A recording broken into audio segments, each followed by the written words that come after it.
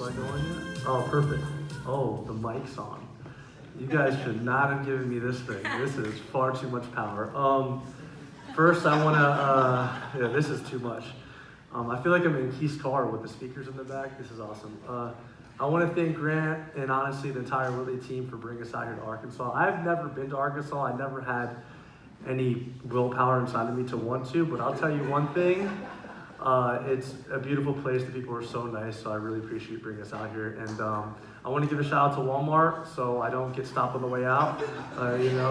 Thank you for all the great things. So my name, I think they own everything, so I just kind of, give that. So my name is Eric Perez. I'm the Chief Operating Officer of the Figueroa team. I've been here for about 2.5 years. I have a background in technology and software development. I'm a computer science guy by nature, but I got into startups about 3 years out of college, and I've been really, really into business development. And one of the cool things is I've never sold a house. I've never shown a house. I don't even know how to work a lockbox. I don't know anything of that nature. But I find a way to sell a lot of houses, just I don't actually do it. So the irony in that is that I don't really get so asphyxiated that a lot of you guys have to do as a real estate agent on dealing with the consumer in a lot of ways, right? Like holding deals together, things like that. So I get to spend the majority of my time working on the business, not in it. I don't really do speaking engagements. I don't like to do coaching. I don't do these things. I'm constantly working on this business. So the irony in it is that Grant's like, what are you guys going to talk about? And we did have a big change in our business from last year, and we had to find ways to combat two monsters, right? Number one, losing Zillow offers was massive to us. It was about 500 to 600 transactions of our 2,000 last year, a little bit more than that. And then also the market shifted, right, in a lot of ways. So, you can ask any general, fighting a two-front war, it's very dangerous. It's how most go under. So when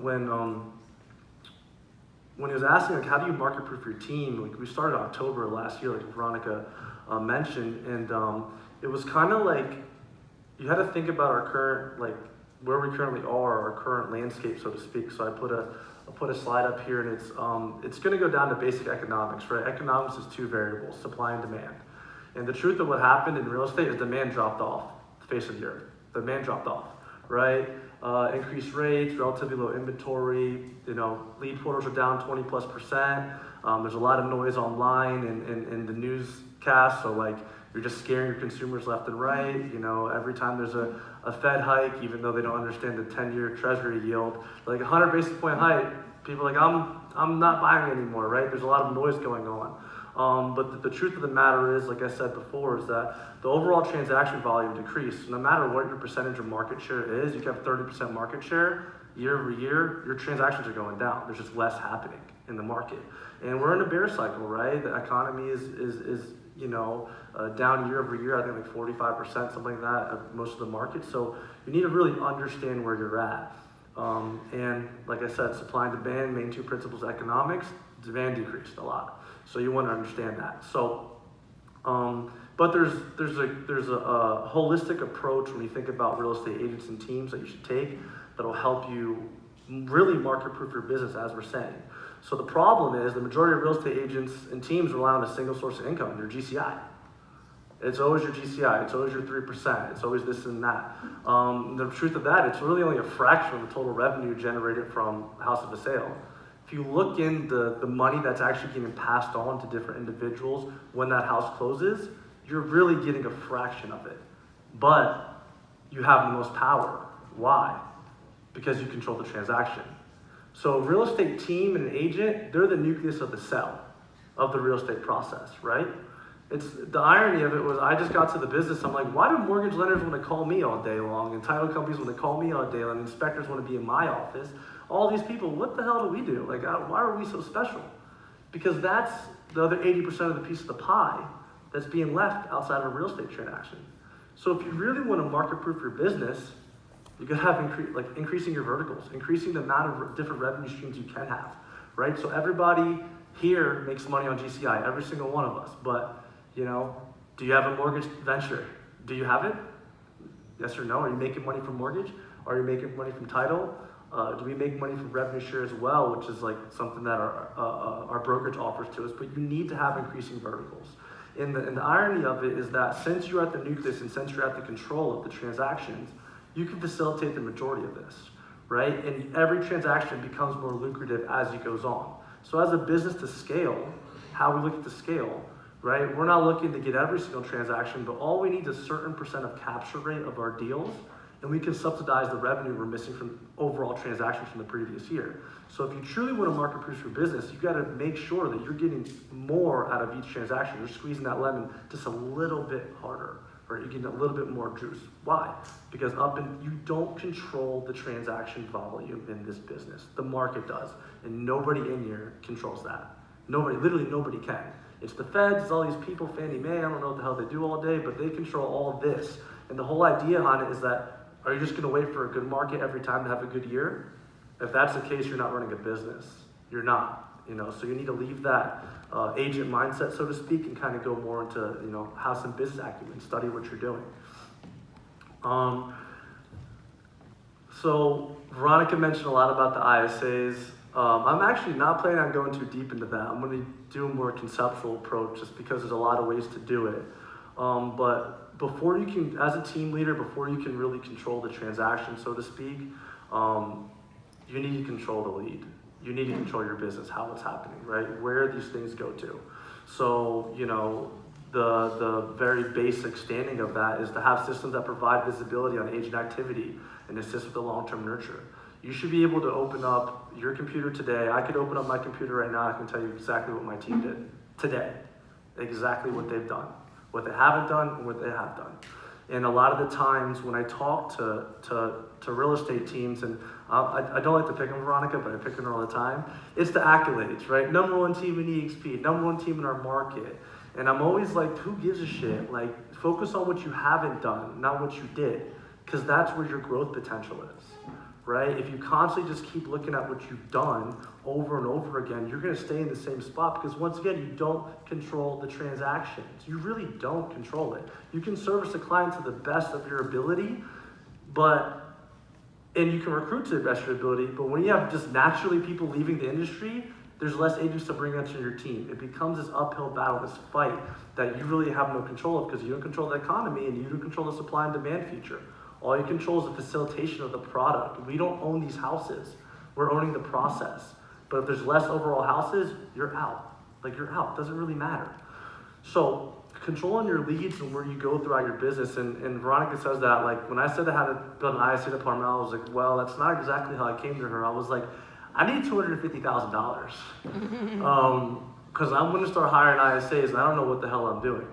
Right, and the first group that was with us, the only one left is Josh that you saw. So I've cycled through a lot of ISAs before I got my the team that I have now. But it was so important to me to take it out of the agent's hands and into an internal structure. So when you stand up these auxiliary revenue, you can easily direct the flow of traffic. So prior to my agents getting a buyer lead, they're already getting a consult with my mortgage company, right? So it's being able to really control it, and I want to say that it involves systems, it involves infrastructure and accountability, because then you have to apply these systems and use the tools. So I guarantee you everybody in here is maybe using their CRM to 25% of its capacity, period. Don't tell me you know everything about it, because I know a lot about FUB, and I know I don't use it to its full maximum potential. I do what it does for us, but you got to utilize the tools and hold them accountable and be very consistent. And step 3 of being able to actually insert these other revenue streams into your business is having incentive plans to do so. Now, this isn't always about money from a team perspective. For our ISA department, we're able to give them incentives based on, did this deal close with our lender? Did this deal close with our title company? Things of that nature as well. But I have a very good friend of mine that operates a large team on the West Coast, and he actually doesn't have an ISA department. He has a team of 50 agents. He controls the amount of leads they get by the capture rate of the auxiliary services. So there's a lot of different ways you can do it. It doesn't have to be straight incentive, but there has to be some sort of carrot for them to do so. And the most important thing about that is when you start pushing business through your mortgage and your title company, you get that feedback loop instantaneously. You go hey, This isn't working out here on the mortgage side. This isn't working out here on the title side. So you have that open feedback for that constant need for improvement. And it's very important to optimize. If you do not optimize your business, it's not going to grow. Because they're separate businesses in a lot of ways. If you do not optimize those legs of your business, it can become very dangerous, right? If you're just forcing things and not willing to improve it. So I always give people feedback on that. Like, and I even tell my onboarding class every month when they come on, you're seeing the best version of the Figueroa team because we're always trying to get better every single day. That goes for mortgage and that goes for title as well. So when you're getting good partners, and shout out to my boy Steve Strick, that we have a USA Mortgage branch, but I call him, I'm like, this shit's not working. He's like, okay, let's fix it. I'm like, I don't like this. He's like, how can I get it better? So when you are going through these processes and you actually want to stand up these services, which I think is critical if you really want to survive every market as a profitable entity, it's critical. You need to have it. Make sure you have partners that can hear you out and are willing to make the changes as well. One of the things as well that I typically talk about when we're talking about growing your team, other than like having more pillars of revenue, it's being able to track it all as well. Like you need to get some data out of this. So like I know how many apps, I'm very into my business to know the data because it's going to allow me to more or less, make improvements or really to have the identification of what needs to be worked on. So I know a lot of times when people get in partners with auxiliary services or side additional revenue services, they're kind of just like forcing the big business or whatever sticks.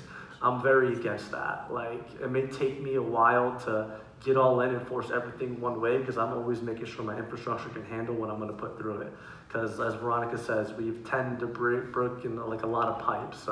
We basically blew up EXP's transaction coordination last year by putting like 2,000 deals with one team in the state of Florida, which I don't know how many real estate transactions EXP did, but we had a mess of issues at the time.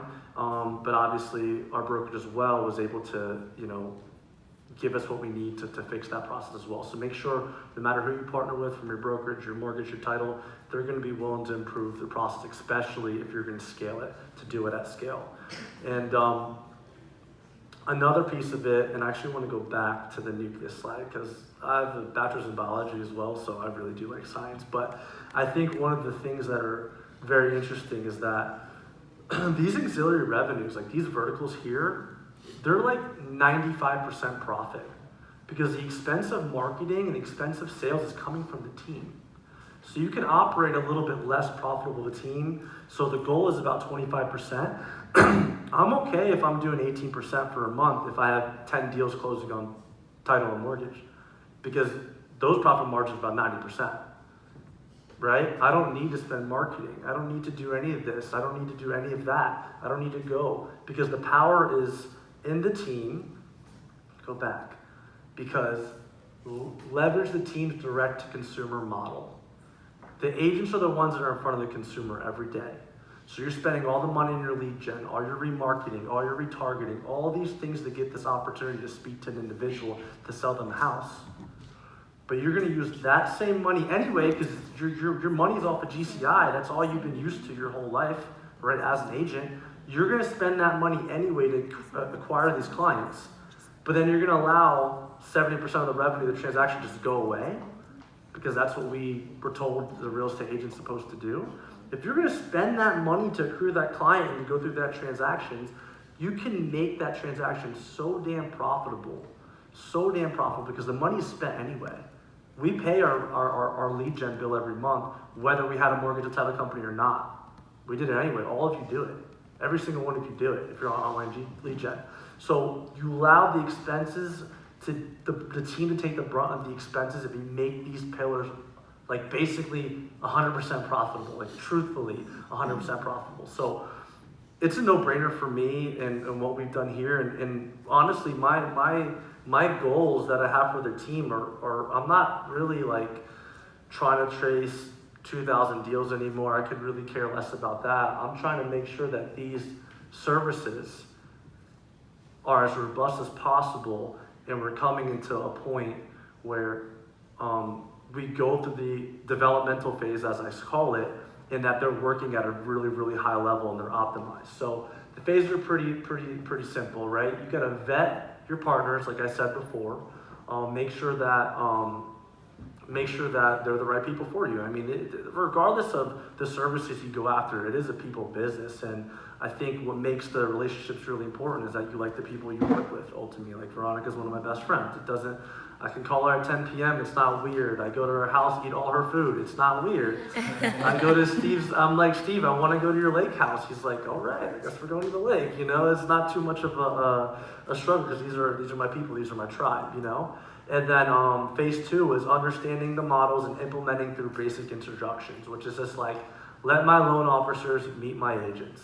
Let my escrow officer meet my agents. Just very, very, very like candidly, right? Here we go. This is the route we're going. You're not going to make any major changes.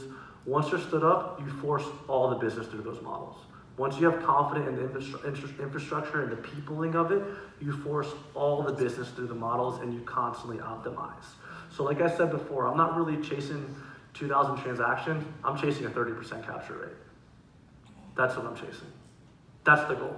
If I can get 30% of the people on my buy side that are qualified financing to go with my mortgage company, I'm gonna have a Tesla and like a Range Rover. I'm gonna have all kinds of crazy shit if you get that number, right? If you're 800 transaction team, you do 400 buyer side transactions, you're looking at 120 loans a year. That's what small mortgage branches do. That's literally what they do. And you're doing it at no marketing expense. You're just paying your LOs on commission base, right? They're just like agents. It's like ICAs on commission base. And you're keeping the rest of the money because all the expenses came from the team to begin with. You're just making sure the business flows that way. So that's my goal. That's like primarily my goal. And I'm going to go through my team structure to show you how I do it. But I'm going to do a Q&A because I feel like I just threw up on everybody with information. And does anybody have any questions? Mm-hmm.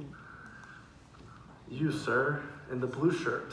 Got a mic here. Just throw it at him. Don't listen to Eric.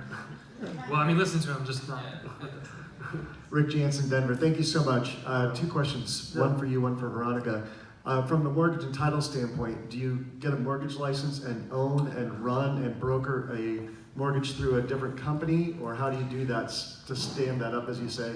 And for Veronica, when you're doing that amazing onboarding, do you do that for everyone in your revenue share group or just your local team? I got 0 to 90 days. I got both. So the onboarding process we spoke to, that's specifically team dependent.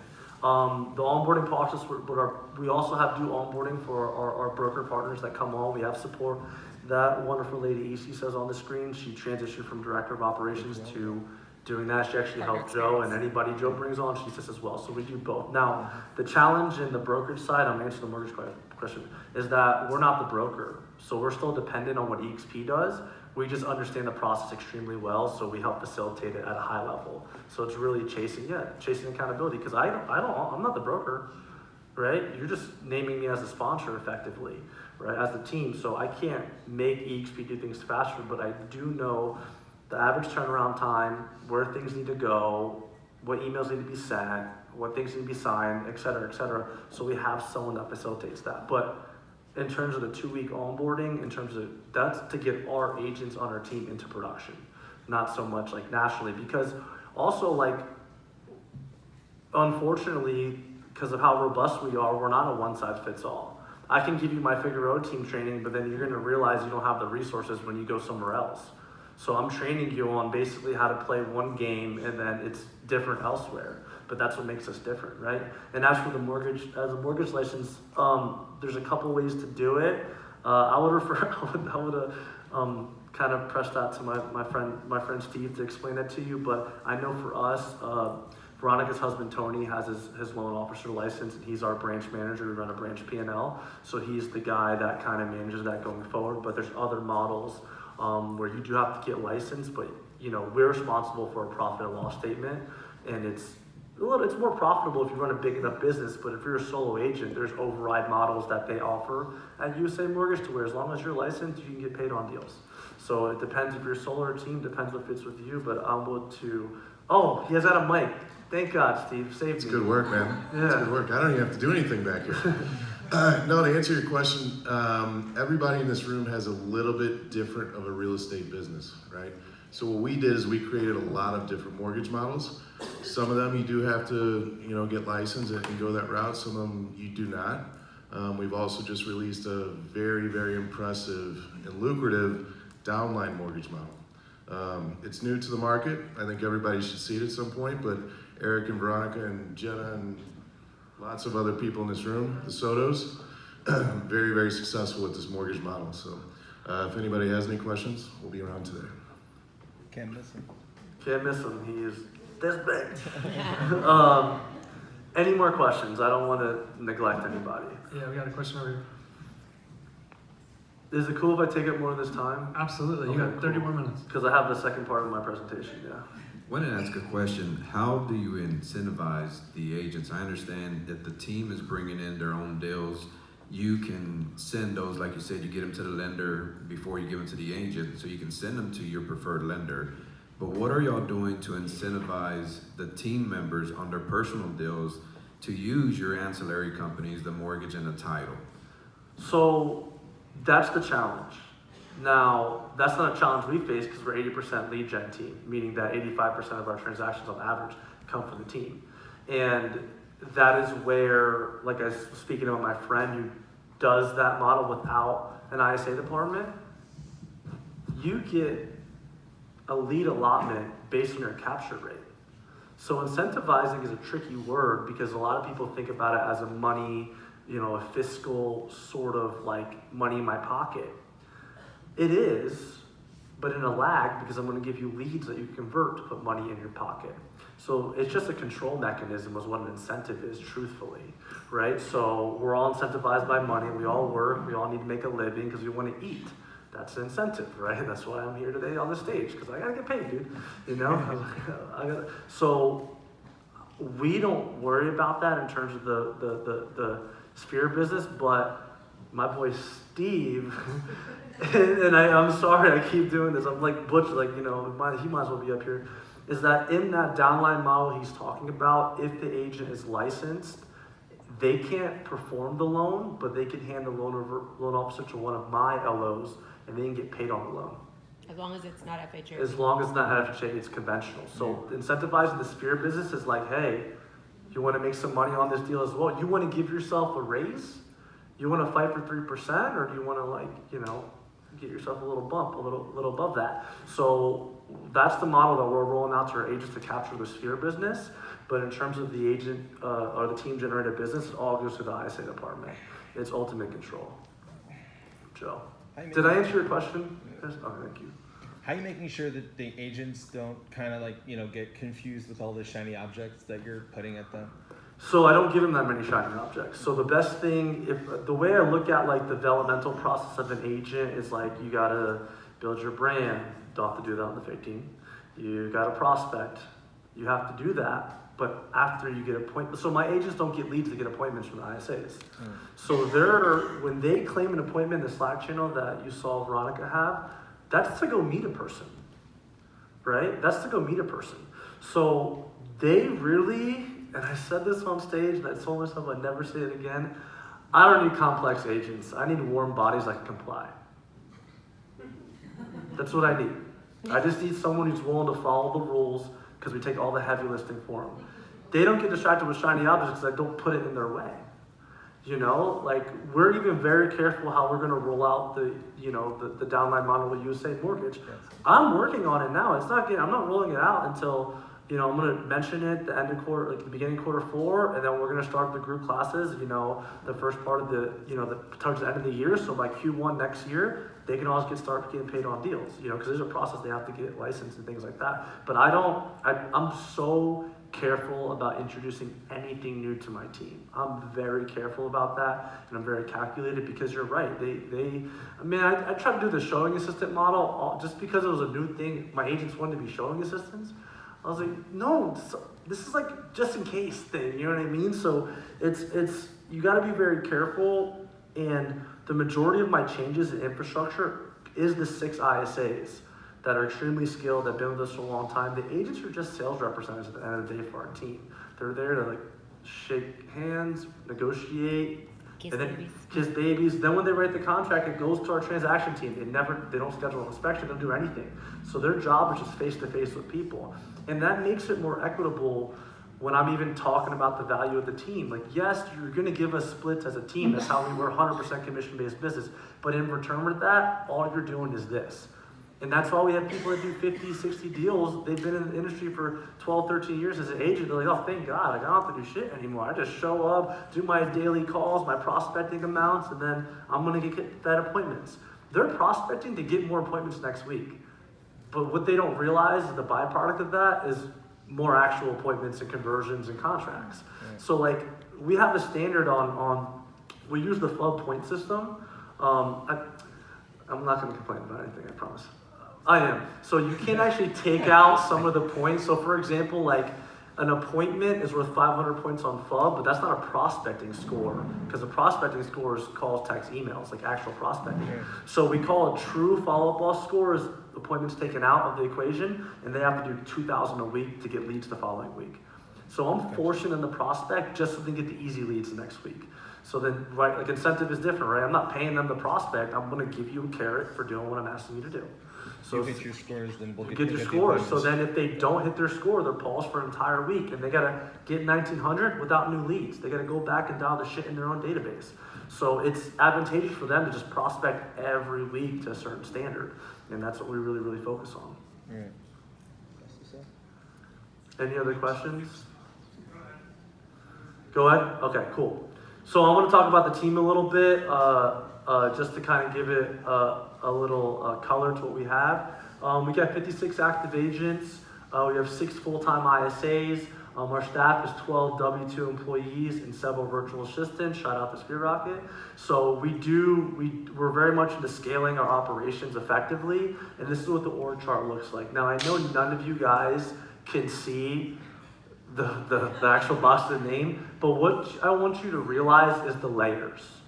So if you look at the top, the only person I report to is Veronica, which is enough people in terms of ideas. And then we have Easy's to the side as our assistant. She really helps me keep on track. She's the reason why I'm here. If it wasn't for her, I probably would have been in a different state in the wrong flight. So, and then you look at the core components of the business. So my name's Eric Perez, it's me. And it's marketing, operations, and sales. And under them have a director of each of those departments. That's who reports to me. I have three people only report to me because we don't have a flat hierarchy because you cannot scale. You need to have what's called middle level management, right? And you need to have a structured hierarchy, like a pyramid almost, top, bottom. So Ella has 4 reports. Karen has 3 direct reports. Chase has 3 direct reports, and they all keep going down. It scales and the hierarchy goes down. That's how you're able to segment your business accordingly so you can really move fast. If I'm the one who has to go and tell everybody about a change I'm making at the top, how the hell am I going to communicate that? So if you're a business operator right now and you have more than 4 people reporting to you, you need to fix your business model instantaneously. You have to scale yourself, or you're not going to be able to work all in the business. You're going to be stuck in it talking to people all day. One of the things that's that I'm like adamant about is technology, obviously. So I'm going to review my tech stack. Tools are extremely important.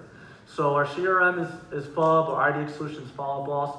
For retargeting, we use Witly, obviously, for ad retargeting. It's one of my favorite programs that we use so far. And Grant basically babies me, so I just kind of like give him whatever he asks for, and he makes sure people call us back. We use Call Action for SMS automation coming out, and MailChimp for email. Transaction management is Brokerman and Skyslope.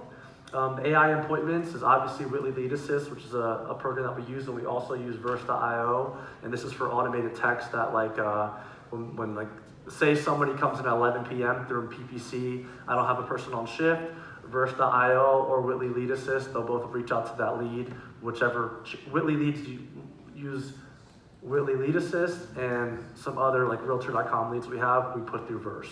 So these are PPC leads when people can sign up at any given time, right? Not during normal hours.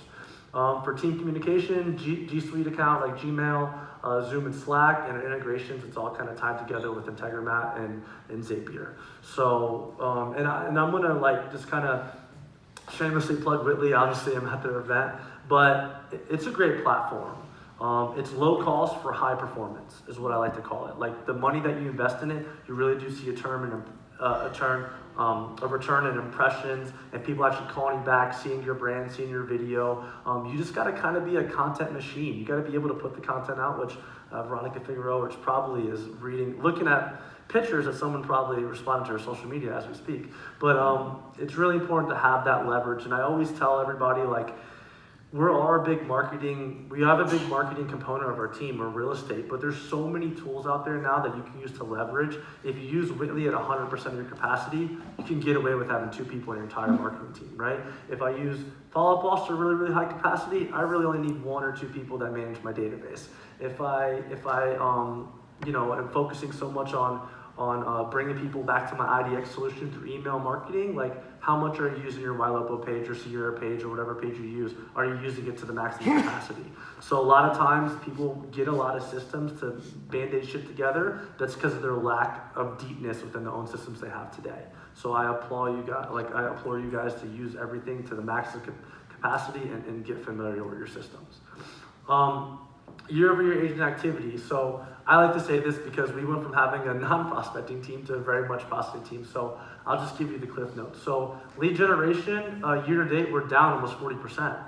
The buyer demand went away, right? Portals are down 25% over, and we're internet lead gen. So our overall lead generation as a team is down 38%, but our calls have increased 143%. Our text messages have increased 110%. Our emails have increased 235%, and our appointments have increased 82.8%. The reason why I say this to you guys is because you'll never control the amount of...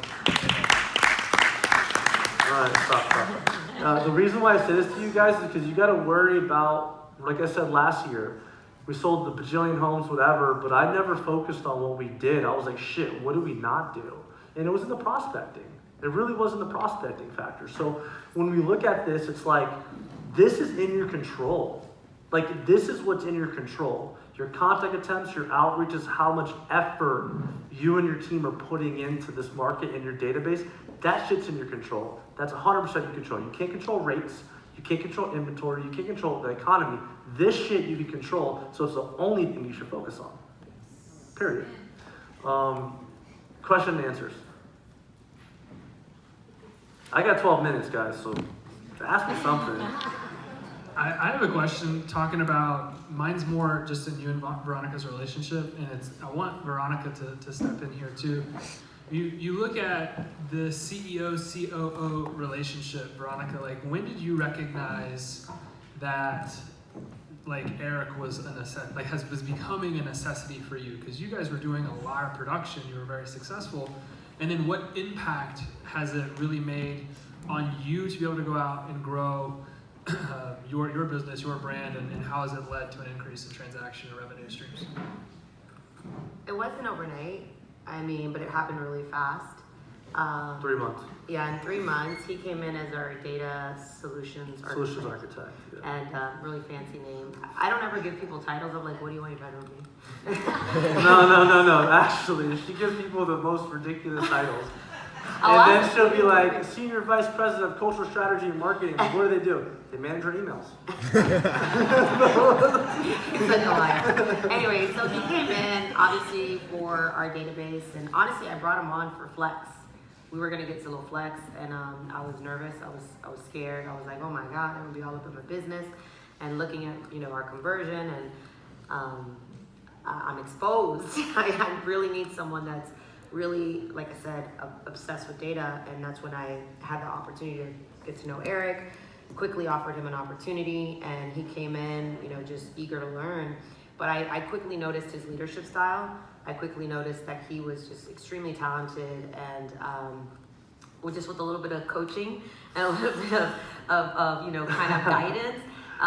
He came, I think, also at the right time. I had a previous right-hand VP of Ops who, wanted to be all things. They wanted to be the visionary. They wanted to be the integrator. They wanted to be the top producer. They wanted to be all things. And I needed a very focused leader by my side, because I'm the only one who could be distracted, honestly. There could only be one visionary on the team, and I got super crystal clear on that.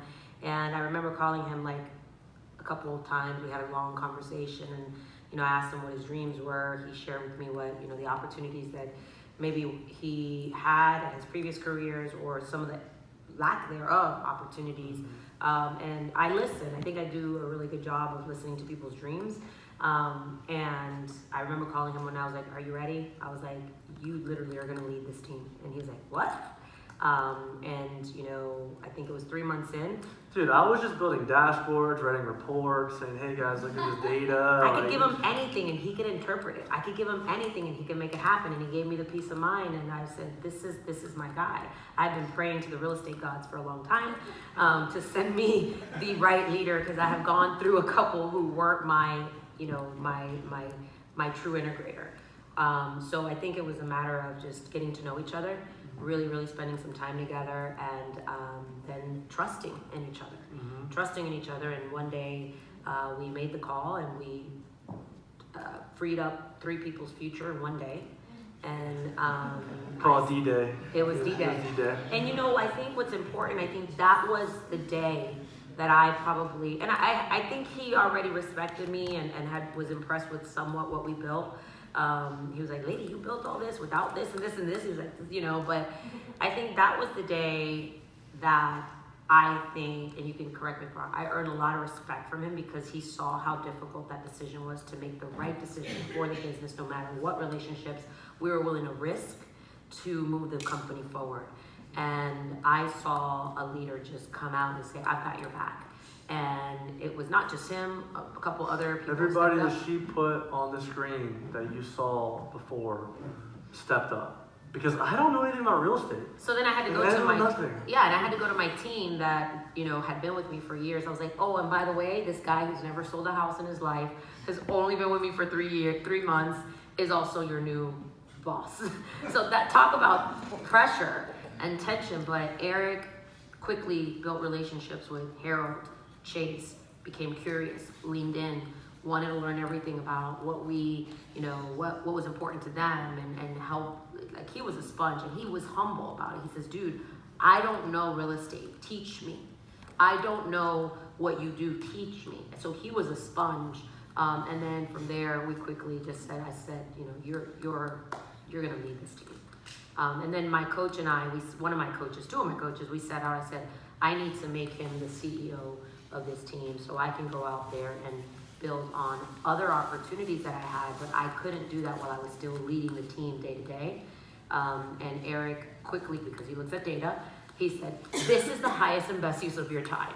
This is what you should be doing." Get out of my way. He said, "Get out of my way. This is the highest and best use of our time." And then when he came on, I had just transitioned to a different brokerage. I had went from Remax to EXP, and it was during the pandemic. I think that was another area of my business that was growing, and he gave me permission to go and build that and do what I wanted to do. So he really grew quickly, and I think there was a lot of trust, a lot of faith, and just really talking about where were the areas of improvement. And I was the one standing in the way a lot of the opportunities that we had. I love it. Thank you. I have one more question, and then I would love, if anybody has a question, please raise your hand and come to you. Eric, when you look at tracking, because a lot of people in this room, how do you track everything that you need to track like you're supposed to track it? Yeah, that's the problem. Perfect. Yeah, that's When you the- look at, like, when you stepped in and really, like, took ownership of the role, can you go back a slide to the numbers? Yes. Year-over-year activity, as far as, like, lead gen, calls, texts, emails. When you started really digging into the data and tracking a lot of this stuff, just the simple act of doing it, like, how impactful was that? And I don't know if you remember, but what type of an increase in performance across the board did you see as a result of doing it in the team? So I did it at the highest level first. So does everybody know what conversion rate is? I think everybody says they know what it is, but it's success over trials by definition, right? It's how many times you succeeded over how many times you attempted to. So, Grant, to answer your question, like, we were in a not so great CRM before, right? Because they gave me the shit box to work with when I showed up, dude. I was like, dude, are you kidding me? Follow boss is gonna love this one. Yeah, I'm not gonna say names, but like, whatever. Started with the B. Ending with the town. He was like, "I can't do this with I this can't data. get I it can't now." do I this. was like- We don't own our data." So Grant, I didn't even track activities. I was just strictly like, Veronica, here are your good agents, here are your bad agents, and I'm doing it off a conversion rate, not off the GCI and sales price volume. Because this girl that you love to death is your superstar, burned through 1,000 of your leads last year and sold only 30 homes. You know what I mean? So I'm like, she's garbage. So that was the. These were the conversations we would have. And this is the guy. So like it was like this, Grant. Before I even got the calls, texts, and emails, she would be out there. Give me your list of top producers. So give me a list. I literally would flip that shit upside down. Like, no, these are actual top producers. She's like, I don't even know that person. I'm like, dude, they're like 23% conversion rate. They only maybe have done 10 deals, but it took 30 leads all year. I'm like, this is who you gotta build more of these because it's more profitable. And then she was like, oh shit. So what happened was we did that, and then I'm like, well, I'm turning off all these bad people that I called and like not so good agents off the leads. And good Lord, did they get upset. They called her and she's like, listen, dude, I'm paying this guy money. He's got to do something.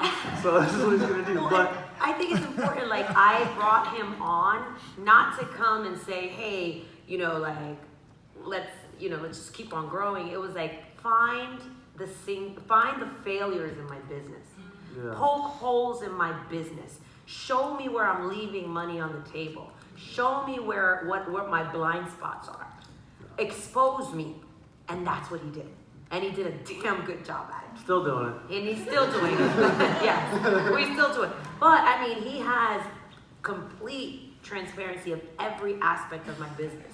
It's not a little bit, it's not like literally he'll be like, what is this expense for? Hold on, I'm gonna give you guys a trick, right? So this one likes to buy shit, okay? So this is what I did. She doesn't know I did this, but I'm telling her right now. So I signed up for Truebill. I put her credit card on Truebill. And I have a notification for anything over $500. So I know when she goes to the X store, I send her that shit. I'm like, what is going on here? So the irony in it. I'll ask him permission. Can I buy this? Can I buy this? Like, I bought myself a pair of shoes for my birthday. yeah, I was like, great. Now I can't eat for a week. You know what I mean? Like, great, excellent. So, but to really answer your question, Grant, I went with conversion rate first, right? Because it was like, let me start at the back and work my way forward, right? Meaning that I want to see who's a good converter, and then I'm going to study their activities. So I'm not going to take a guess on what's a good agent, or I'm going to use the data and allow me to show it. So when we got into a better CRM where I can actually get the reporting I need, it was much easier to go, okay, so it's a couple uphill hurdles. So first is conversion rate, but then the agents aren't using the database, so how can you get accurate data on the activity? So then I was chasing compliance, right? It was like, I need at least 85% database compliance from my agents before I can actually take this data as like valuable. The integrity was skewed if they're not actually using it, right? So I actually don't know how many calls you're doing if you do one in the database and 10 on your phone. So I had to really steer a big ship and a big turnaround. Like, let me look at conversion rate. Now let me study these high converting agents and see what their activities are. Let me convince these high converting agents to use our database. Let me go through it. So it was about December of 2020 when we finally made the switch to FUB. Actually, it was October and I ran Boomtown and FUB parallel just to make sure everything was good. This shit was like $7,000 a month. So it was literally ridiculous. I'm not even joking with you. So it was so expensive. So we're running in parallel, and I only did it for 3 months. And then I cut it off, and then we had everything out of Follow Boss. I taught a Follow Boss training from January 1st, 2021 to the end of March, every day, 30 days. And I would literally be like, why aren't you in my class? You suck at compliance. Like, why aren't you in my class? Why aren't you in my class? To the point where they just showed up to not get phone calls from me. And I literally did that 90 days straight. I did it. Because I vetted the software out, I learned a little bit about it before, obviously. So then when I got them into it, and then I started putting standards around activities in the database, then my data integrity was really good. When I got that, I could reverse engineer from conversion rate all the way to the amount of phone calls it takes for an agent to actually convert. So there's actually 2 metrics in FUB that I created a different metric for. So there's average contact attempts, right, per lead in your database, and there's overall conversion rate. If you break down conversion rate to a decimal, just a decimal, you can find out how many average contact attempts it takes for an agent to get to a closing. Right? A good agent, it's around 250 from the inception of the lead to the end. Well, guess how I knew when training opportunities were available? When somebody took 440 contact attempts to close a lead. What the hell are you talking about? You know, like, what are you doing? So you really can study it from conversion rate all the way down to the calls, texts, and the emails and what it takes to get an appointment, how many appointments it takes to get a closing, et cetera, et cetera. So Are you saying 250 contact attempts? A call is an attempt. I'm an email is an attempt, talking a text is an from attempt. when you went to say hello to your last congratulations on your home. Okay. I'm talking like shit during showings, during inspections, because they use the database for everything. So I'm saying like a good agent can do it in about 220, 250. But this is not just getting an appointment, how most people look at prospecting. I'm talking about taking it to the closing table from start to finish.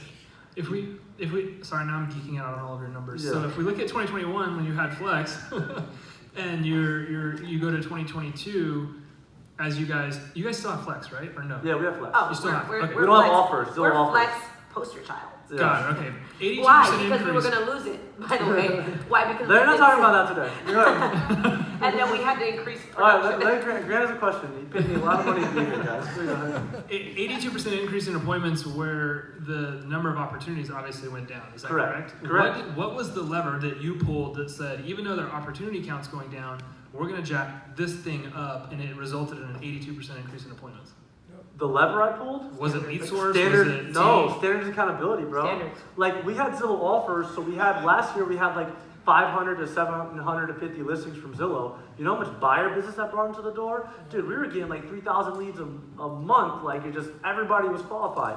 That shit went away like overnight, dude. It was like, when I say 38%, like, it's 38% different month over month. You know, when you're in the thousands, that's a large number. You're talking about hundreds of leads a month. So it was almost like, I don't have enough that I used to be able to shovel out before. But we had a database that was really large, Correct. where if we neglected it, shame on us. So we Correct. shifted from a team that didn't have to technically prospect because it was raining opportunities, right? To now saying, okay, what do we do with these agents? Well, Correct. which is how we originally built our team, being a prospecting team. Yeah, so what I'm saying is that the effort was increased. We just had to put in more effort. And the standards. Now, what we didn't tell you was that a year ago, not 10 months ago, we had 13 agents walk out the door That's my fault. when we introduced the new standards. Well, I When we rolled out a new introduced- team agreement. We rolled out a new team agreement, so that is painful if you've ever done so as a team. They had member. immunity. They were They like, we're not signing it. Well, the team Well, a agreement. 15-page legal documentation written by lawyers that I didn't know real estate agents don't like. We, I wouldn't call it a lawyer, but, we but have somebody. with we names used to here. have someone with a legal background on staff up until what, Last week. last week. But we paid a lot of money for that team agreement, let's just say that, a lot. But we rolled out new standards, new comp plan, new everything to protect the business, because also what we didn't tell you is the amount of money that walked out the door when an agent would leave our team and we didn't have something to protect our database, or we didn't have things to protect. You know, I'm very generous. He's like, you love everybody. If they stay at EXP, you let them take the money and this and all that. And I'm like, then we started realizing the game people were playing. They would wait till those deals closed, and then they leave the brokerage. So The game isn't complicated. yeah, it's not. Yeah. Yeah, but I think what we did last year is we said, okay, we're going to be a standards first team. And the standards were prospecting, how they got paid, all these different things, which, you know, when those agents walked out, we could have been like, sorry, okay, we'll give you what you want. We were like, hell no. But that's why recruiting's I was important. like- Because here, let me give you a real analogy to this shit, Grant. So we made all these changes to the business in terms of accountability and structure, and people getting comfortable with change. So you're constantly re-recruiting the next best version of your team. Yes. Some will comply, but it's less than 25%. Right? Some will comply, but that's why you have to continually recruit, because you're always, like, your potential of your business is those agents within 90 days. Yeah. If you can't make that person who's been on your team for a year and a half, 2 years, go, how do I make him sell 5 more houses a year? That shit ain't gonna happen. It's the 90-day people that you're grooming to come in to be a prospect. Like, that's what you're doing. Your potential for your entire business within 90 days. That's all it is. We dropped to 29 agents, and then we were up to 72 in 4 months or 3 months. Yeah, we went crazy. Yeah. I was like, he was like, Veronica, I employed your business. I was like, don't worry about this, baby. We're going to recruit. I was like, we Dude, got I this. was And depressed. I'm like, he was walking depressed, around and like, I just went "Yeah." ham. I'm recruiting. Went from 29 agents to 72 in, I want to say 90 days. 90 days. And then 90 we gotta days. cut the fat too. Yeah, We gotta cut the fat, yeah. but what I want, that's why I want to stress recruiting. We have the very best team we've ever had today. Every month, I have the best team in the Figueroa team. That's what I say. Yeah. All Great. right, my last question, then I'll let Collie ask, and I'll stop stealing the microphone from We're talking about market proof, right? Yeah. How important is accountability, like right now in this moment going into the next 18 months? When you talk about the difference in the numbers is the difference in the level of accountability and the standards For that sure. you hold. And does that accountability start with the team, or does that accountability start with the self? So accountability goes two ways. It's top down and bottom up. So for example, like I'll just say it, no one really holds me accountable. I hold myself accountable. I gotta hold her accountable. She's my boss. You know, and then Chase and my team under me, they hold me accountable for shit that I said to do. And I always try to deliver for my leadership team so they can have that same expectations of the agents. You know, and so accountability goes in both directions. If it's only one way, it's bullshit. They gotta hold you accountable. She's the team leader. She's gotta bring agents to my door. She's gotta put me in partnership to talk to people. She's gotta bring me to Grant. She's gotta bring me to Zillow. She's gotta bring me to Open Door. She's gotta bring me to these people so I can take the infrastructure of our team and make it scalable to make money. If she stopped opening doors for me, this shit wouldn't work. So I hold her accountable to that. You know, Sometimes and I I open don't- too many doors. He's like, too many doors. I'm like, I want them all. All right, I got a funny stat. Okay, this is a good stat. We got rid of our executive assistant, so she had all these projects, and EC's took over, and she was like, you guys have all these pending projects.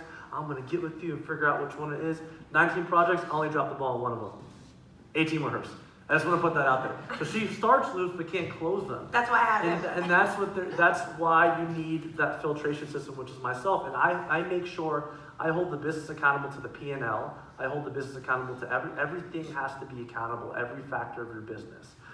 Because, you know, everybody talks about culture and shit. I'm not a big culture guy, but I am big on a culture of accountability and productivity. And that's what I bring to the table, and everybody knows that.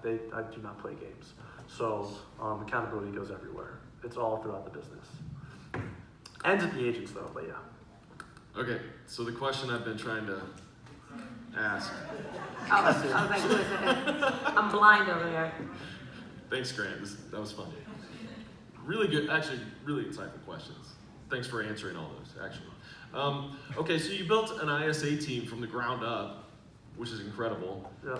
I noticed when you laid out the team structure, there's 56 agents, 6 ISAs, 12 W-2s, and 7 BAs. I noticed that the ISAs are not W-2. Correct. How are they? They're all incentivized? licensed agents. So 1099, they're all licensed agents, and they get something. So they get like a referral, they get part of the commission that No, that does no, close. they get, so, I mean, I always am very, like, shaky when I tell people my comp plan, because I have my shit down to science. If you don't have the infrastructure and the accountability to make sure that these leads are going to closing, and you're paying people on showing and listing appointments, you're gonna burn a hole in your pocket, because you can't guarantee conversion. So, they get a fixed income every month, right? And then they get a bonus on showing, listing, and lender appointments now because we're using that infrastructure to bring mortgage deals, right? So, so they get a certain amount for every time a face-to-face interaction happens with an agent or an LO, basically. Think about it like that. It's the best way to put it. And then there's tiers. So if they hit over 40, so on the 41st face-to-face showing between a lender or an agent, I have to keep saying that because now they get paid on all that shit, they get like a cash bonus. So I actually set the standard. Because what I figured out is 20% of the face-to-face interactions show up in a pre-approval or an actual contract or a listing agreement or something of that regard. So I know if I set the bar at 41, I can get 8 a month out of these people. That's how I know I can get almost 70 closings a year, right, on that. So I have it really dialed down. So I pay them on showings, and then I pay them on closings as well. Closings are actually lower than what they can earn on showing and listing and lender appointments, unless it closes with my mortgage company. Then they get an additional bonus. So it really forces the business to do that. I can give you the ISA structure if you need it, but it's all over the internet probably by now. Do you separate all the businesses? Like, Can you repeat the question she's asking her? She's almost done with it, sorry. do you separate them so nobody's exposed? Like no one business is exposed? So we don't have any single points of failure in our business. I don't know. So do I say that again? Like, do you have your marketing company here, your real estate company here, your Mortgage. prospecting company here, or is it all structured as one big company with focus on property? So it's all segmented within one big company. So like the only things that are different. Mortgage is separate though. Yeah, well the only Mortgage things and that title are separate. it depends. You said marketing. Oh. So like they all function. So there's a goal setting complex. It's called OKRs, objectives and key results. So we set our objectives for the year, and every department has specific key results that they need to do so our overall company objective gets met. So they all have their own lanes to work in, and I hold every department head accountable. That's my job, and they do cross-departmentalize just to know what the other one is doing once a month. So operations will meet with sales once a month to give feedback and feedback loop. Sales will meet with marketing once a month to give that feedback loop. And then we'll all meet as leadership maybe once a quarter. But I don't know, when you said separate, I'm really trying to understand separate. Like financially, like accountability. Kayleen, are you talking about the agents being exposed to the different lines of revenue or including them in the different lines of More revenue? so that like have the cohesive, but let everything happen side by side. So- And then as far as, you know, if, I guess, when you have a mortgage company, or if you don't, you had mentioned that it was called, lead allotment. Okay, so lead allotment is the amount of leads an agent can take from a week-to-week basis. And they earn. They earn that based on their prospect activities from the week before. That's how it works. They all know. Everybody knows the rules. My agent should be able to tell you to come in here, like, you want leads next week? What do you gotta do? I gotta hit this score. You know, so it's very simplified, and they're just very focused on that, prospecting and getting contracts on board. Yeah. Big round of applause for Eric and Veronica.